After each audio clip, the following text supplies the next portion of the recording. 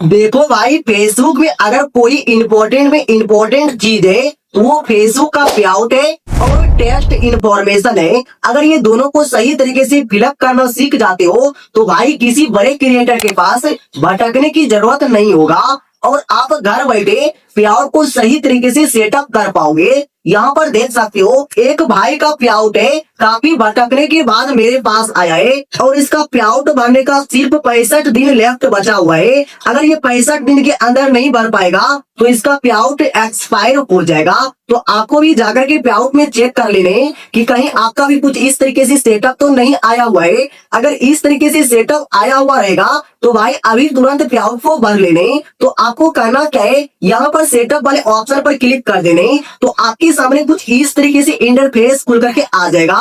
यहाँ पर आप लोग देख सकते हो बेसिक इंफॉर्मेशन से लेकर के टेक्स्ट इन्फॉर्मेशन तक आपको फिलअप करना होगा। तो भाई वीडियो बहुत ही इंटरेस्टिंग है, ध्यान से वीडियो को देख लेने। तो आपको करना क्या है, बेसिक इंफॉर्मेशन वाले ऑप्शन पर क्लिक कर देने तो आप लोग को सामने कुछ इस तरीके से ऑप्शन खुल करके आ जाएगा।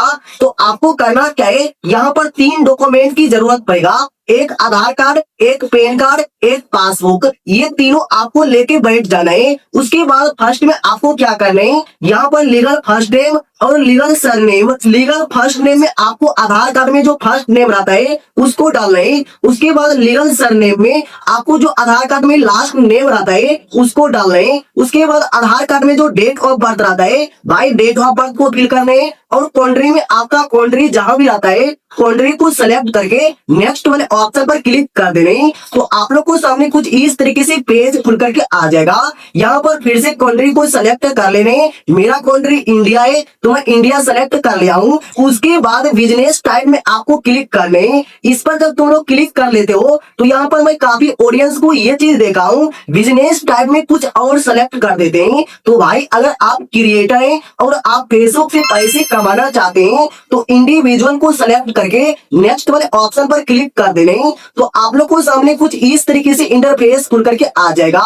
यहाँ पर इंटर योर इन्फॉर्मेशन डालना है, फिर से आपको फर्स्ट नेम डालना है, अगर आपका लीगल नेम है तो डालना है वरना इस डिब्बे को ऐसे ही छोड़ देने। उसके बाद सरनेम में आपको लास्ट नेम डालना है, डेट ऑफ बर्थ में आपका आधार कार्ड में जो डेट ऑफ बर्थ रहता है उसको डालना है। उसके बाद प्राइमरी एड्रेस पूछा जाएगा, यहाँ पर आधार कार्ड के पीछे में जो एड्रेस लिखा हुआ रहता है भाई वही एड्रेस को यहाँ पर फिलअप करके उसके बाद टाउन सिटी पूछा जाएगा। तो आपका सिटी जहां भी रहता है सिटी को सेलेक्ट कर लेने। उसके बाद फिर से नीचे कंट्री पूछा जाएगा तो भाई आपका कंट्री जहां भी रहेगा कंट्री को सेलेक्ट कर लेने। उसके बाद पोस्ट कोड पूछा जाएगा तो आपके आधार कार्ड के पीछे में पिन कोड लिखा हुआ रहेगा तो भाई पिन कोड को डाल देने। उसके बाद आपका फेसबुक आईडी जिस भी नंबर से बना हुआ रहता है उस नंबर को क्लिक कर देने और ईमेल एड्रेस को डाल करके यहाँ पर आपको नीचे पेन नंबर पूछा जाएगा तो आपके पेन कार्ड पर जो बड़ा अंक में नंबर लिखा हुआ रहता है उसको यहाँ पर फिलअप करके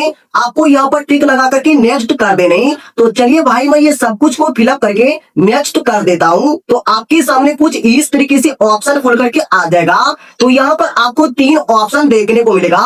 फर्स्ट में बैंक ट्रांसफर देखने को मिलेगा, सेकेंड में वायर ट्रांसफर देखने को मिलेगा और थर्ड में पेपर अकाउंट देखने को मिलेगा। तो भाई अगर आप एक छोटे मोटे क्रिएटर हैं तो आपको बैंक ट्रांसफर वाले ऑप्शन पर क्लिक कर देने। इस पर जैसे तुम लोग क्लिक करोगे तो यहाँ पर आप लोग को सामने कुछ इस तरीके से इंटरफेस खुल करके आ जाएगा। तो यहाँ पर आपको कुछ भी छेड़छाड़ नहीं करनी, सिर्फ आपको IFSC कोड को डालने। जो आपके पासबुक में IFSC कोड आता है भाई उसको डालने। उसके बाद नीचे बैंक अकाउंट नंबर में आपके बैंक खाता में जो भी अकाउंट नंबर रहता है उसको यहाँ पर फिलअप करके यहाँ पर कनेक्ट पेआउट मेथड पर क्लिक कर देने। तो आप लोग को सामने कुछ इस तरीके से टेक्स्ट इन्फॉर्मेशन देखने को मिल जाएगा। तो भाई अब इस प्रोसेस को सही तरीके से देखना है। अगर आप टेक्स्ट इन्फॉर्मेशन भरते समय एक भी चीज मिस्टेक कर दोगे तो आपका टेक्स्ट इन्फॉर्मेशन सही तरीके से फिलअप नहीं होगा तो बैंक अकाउंट में एक भी पैसा ट्रांसफर नहीं होगा। तो भाई इसको फिलअप करने के लिए आपको करना क्या है, एड टेक्स्ट इन्फॉर्मेशन पर क्लिक कर देने। इस पर जैसे तुम लोग क्लिक कर दोगे तो आपको सामने कुछ इस तरीके से इंटरफेस खुल करके आ जाएगा। तो यहाँ पर कंटिन्यू एस विशाल पर क्लिक कर देने। तो आपके सामने टेक्स्ट इन्फॉर्मेशन के कुछ इस तरीके से पेज खुल करके आ जाएगा। अगर भाई यहाँ पर आपसे पासवर्ड पूछता है तो आपके आईडी में जो पासवर्ड सेट करके रखें वही पासवर्ड को फिलअप कर देने। तो कुछ इस तरीके से पेज खुल करके आ जाएगा। तो आपको नीचे नो कर देने, तो फिर से एक ऑप्शन खुल करके आ जाएगा। तो भाई इसको भी नो करके नेक्स्ट वाले ऑप्शन पर क्लिक कर देने। तो आपको सामने कुछ इस तरीके से पेज खुल करके आ जाएगा। तो यहाँ पर कुछ भी छेड़छाड़ नहीं करने, यहाँ पर सिलेक्ट वन में कंट्री को सिलेक्ट कर लेने, आपका कंट्री जहां भी रहता है। चलिए मैं यहाँ पर इंडिया को सिलेक्ट कर लिया हूँ। उसके बाद नेक्स्ट वाले ऑप्शन पर क्लिक करेंगे तो फिर से आप लोग को सामने कुछ इस तरीके से ऑप्शन खुल करके आ जाएगा। तो भाई एड्रेस को मिला लेने, उसके बाद फिर से नेक्स्ट वाले ऑप्शन पर क्लिक कर देने। तो भाई यहाँ पर 3 डब्बे देखने को मिलेगा। तो 0% सर्विस को सिलेक्ट करके नेक्स्ट कर देने। तो आपको सामने फिर से एक ऑप्शन खुल करके आ जाएगा। तो यहाँ पर कंट्री पूछा जाएगा, तो फिर से कंट्री को सिलेक्ट करके भाई नेक्स्ट वाले ऑप्शन पर क्लिक कर देने। तो आप लोग को सामने फिर से एक फॉर्म खुल करके आ जाएगा। तो नीचे आपको सिग्नेचर पूछा जाएगा। तो यहाँ पर उसका सिग्नेचर कर रहे हैं जिसके डॉक्यूमेंट को ऐड कर रहे हैं, जिसका डॉक्यूमेंट रहेगा भाई उसी का सिग्नेचर यहाँ पर कर रहे हैं। जो आपके आधार कार्ड में नेम लिखा हुआ रहता है वही नेम को यहाँ पर फिलअप करना है। उसके बाद नेक्स्ट वाले ऑप्शन पर क्लिक कर देने। तो आपको सामने कुछ इस तरीके से फॉर्म खुल करके आ जाएगा।